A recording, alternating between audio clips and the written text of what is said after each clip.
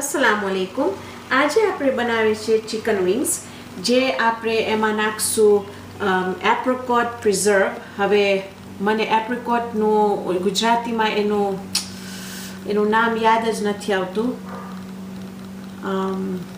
જો મને યાદ આવશે તો હું તમને કહીશ, પણ એપ્રિકોટનો આપણે જામ વાપરશું। એમાં આપણે નાખશું અડધું ઓરેન્જ, એક કપ વાપરશું આપણે એપ્રિકોટનું જામ। તમને એપ્રિકોટનું જામ ના મળે તો તમે ઓરેન્જ માર્મલેડ પણ વાપરી શકો છો। એની અંદર આપણે અડધું ઓરેન્જ નાખશું। એની અંદર આપણે habanero પેપરની જે ચટણી છે હું બનાવી છું, યુટ્યુબમાં છે, અંગ્રેજીમાં છે, પણ તમે જોઈ શકો છો। આપણે થોડુંક ઈ નાખશું। એની અંદર આપણે નાખશું જૈતુનનું તેલ 1 ચમચો, અને આપણે નાખશું એની અંદર 1 ચમચો સોયા સોસ। હવે આ સોસ જે છે એ આપણે પછી બનાવશું। પહેલાં આપણે મેરિનેટ કરશું આપણા વિંગ્સ। અહીંયા છે મારી પાસે વિંગ્સ, જેને હું ફાઇન રીતે ધોઈને કાપી નાખી છું, ને હું 2 જુદા કટકા કરી છું, કારણ કે અમને ઘરમાં આવી તામ ગમે, અમને આખા નથી ગમતું ઘરે ખાઉં। એની અંદર આપણે નાખશું 1 ચમચો તાજું લસણ આદું।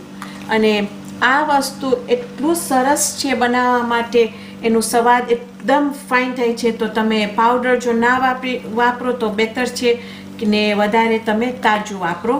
એની અંદર આપણે નાખશું લેમન પેપર,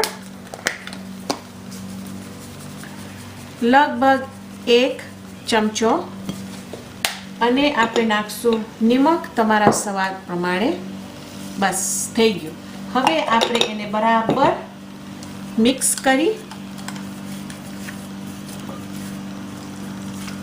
અને આપણે એને 2 થી 3 કલાક ઢાંકી ફ્રીજમાં નાખી ને આપણે ખોબરશું કે એ ફાઇન રીતે આમ મેરિનેટ થઈ જાય।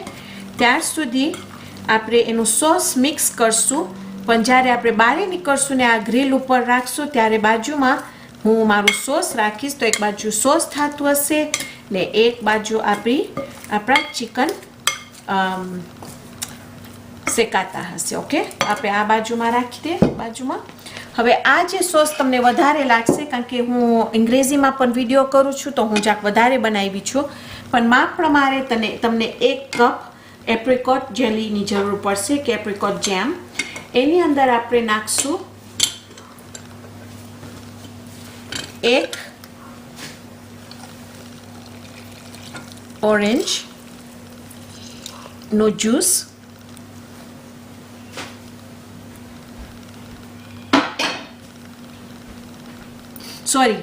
આપણે નાખશું અડધું ઓરેન્જનું જ્યુસ। પછી આપણે નાખશું એની અંદર 1 ચમચી સોય સોસ, 1 ચમચી ઓલિવ ઓઇલ કે જૈતુનનું તેલ, અને આપણે નાખશું ચપટીક આપણું habanero પેપરનું ચટણી। અને એક ચીજ છે કે તમે ખાલી એનું તમે સ્વાદ લેજો ને તમે જોજો કે તમને જે ગમે આ સોસમાં એવું હોજો। એમાં નિમક ફાઇન રીતે હોવું જોઈએ। એની અંદર જેટલું તીખું તમને ખપે એટલું તમે, જો તમને વધારે તીખું ખાતા હોય તો વધારે તીખું અંદર ચટણી નાખજો। જો તમારી પાસે ચટણી રેડીમેડ ના હોય તો તમે habanero પેપરને કાપી કાં તો ગ્રાઇન્ડ કરીને નાખી શકો છો, કાં તો એકે પણ તીખું પણ મને habaneroનું જે સુગંધ છે એ બહુ ગમે છે। બસ હવે આપણે આ મિક્સ કરી નાખ્યા। જ્યારે આપણે બહાર નીકળશું ત્યારે એને ચૂલા ઉપર રાખશું થોડુંક, કે જરાક આમ ઘાટું થાય, પછી આ શેકાઈ જશે એટલે આપણે એની અંદર બોરી નાખશું। હું તમને બતાવીશ કે આ કેવી રીતે આપણે બહાર શેકશું। તો લગભગ 3 કલાક થઈ ગઈ છે ને આપણા ચિકન વિંગ્સ બહુ ફાઇન રીતે મેરિનેટ થઈ ગયા છે અહીંયા। તો હવે આપણે એને રાખશું ગ્રીલ ઉપર। અહીંયા બાજુમાં હું રાખી છું ચૂલા ઉપર આપણું એપ્રિકોટ ને ઓરેન્જ સોસ। એને આસ્તે આસ્તે આપણે રાંધવા દેશું કે ફાઇન ઘાટું ને શાઇની થઈ જાય જરા, ને પછી આપણે અવિતામ કરીને બધાય ચિકન વિંગ્સ રાખી દેશું આપણા ગ્રીલ ઉપર 7 મિનિટ માટે। પછી 7 મિનિટ પછી આપણે પાછા આવશું, ફરાવશું, બીજા 7 મિનિટ માટે રાખશું। અને ત્યાર સુધી પછી આપણે એને સોસમાં ડીપ કરશું. તો ત્યાર સુધી હું તમને અહીંયા 7 મિનિટ પર પાછું જોઈશ.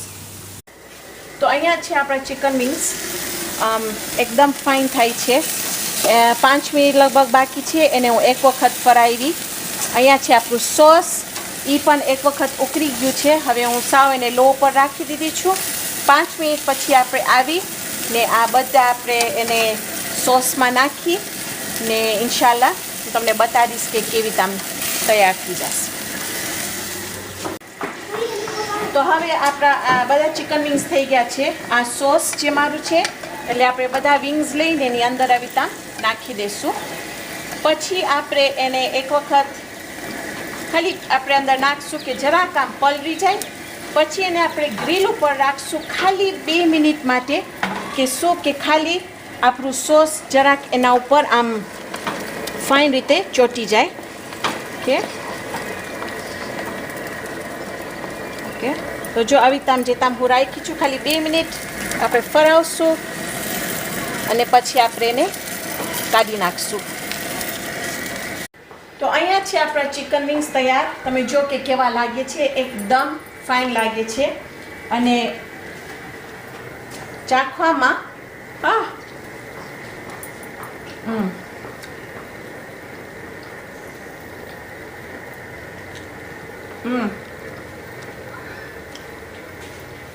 બહુ જ સરસ થયા છે. અને એવું લાગે છે કે તમે કોઈક જાતનું પીપી કે કેન્ડી કે એવું કંઈ ખાવ છો. તો એકદમ સરસ છે. આજે આપણે બનાવ્યા છે ચિકન વિંગ્સ. ઇન્શાલ્લાહ આવતી વખતે આપણે બીજી જબરદસ્ત રેસિપી બનાવશું. ત્યાર સુધી ખુદા હાફિઝ.